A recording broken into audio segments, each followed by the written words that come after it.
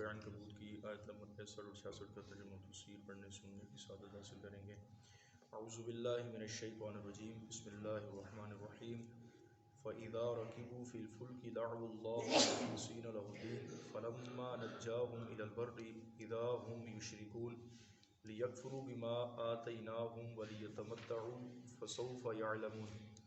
ترجمہ کنز العرفان۔ پھر جب لوگ کشتی میں سوار ہوتے ہیں تو اللہ کو پکارتے ہیں اس حال میں کہ اسی کے لیے دین کو خالص کرتے ہیں، پھر جب وہ انہیں خشکی کی طرف پہنچا دیتی ہے تو اس وقت شرک کرنے لگتے ہیں تاکہ ہماری دی ہوئی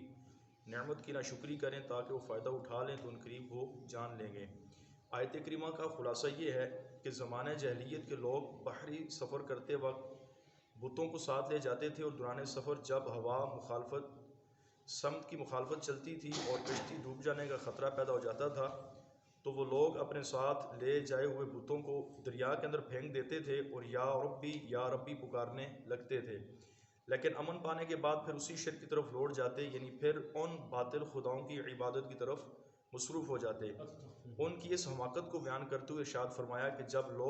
کافر لوگ کشتی میں سوار ہوتے ہیں اور سفر کے دوران انہیں ہوا مخالف سمت چلنے کی وجہ سے ڈوبنے کا اندیشہ ہوتا ہے تو اس وقت وہ اپنے شرک اور عناد کے باوجود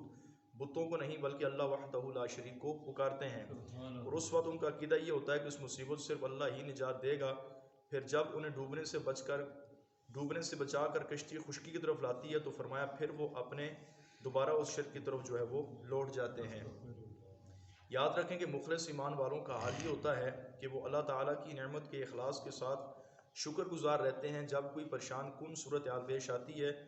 اور اللہ تبارک و تعالیٰ سے اس کی رہائی چاہتے ہیں، اللہ تبارک و تعالیٰ انہیں اسے رہائی دیتا ہے تو اس کی اطاعت میں زیادہ سرگرم ہو جاتے ہیں، مگر کافروں کا حال اس کے برخلاف ہے۔ لیکن افسوس کہ فی زمانہ مسلمانوں کا حال بھی کافروں کے پیچھے پیچھے ہی چلا رہا ہے کہ جب ہمارے اوپر بھی کوئی مصیبت آتی ہے تو اللہ کرنے مشغول ہو جاتے ہیں، لیکن جب یہ مصیبت اور پریشانی دور ہو جاتی ہے تو پھر ہم اپنی دنیاوی کاموں کے اندر مصروف ہو جاتے ہیں، پھر نہ ہمیں نماز یاد رہتی ہے، نہ اپنے لیے دعا یاد رہتی ہے، نہ تلاوت قرآن یاد رہتی ہے۔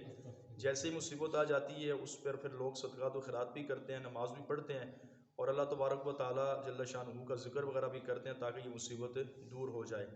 تو اللہ تبارک و تعالیٰ جل شانہ ہم سب کو ہر حال میں اپنی اطاعت کرنے کی توفیق عطا فرمائے،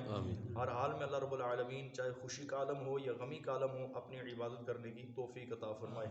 آمین بجاہ النبی الکریم صلی اللہ تعالیٰ علیہ وسلم۔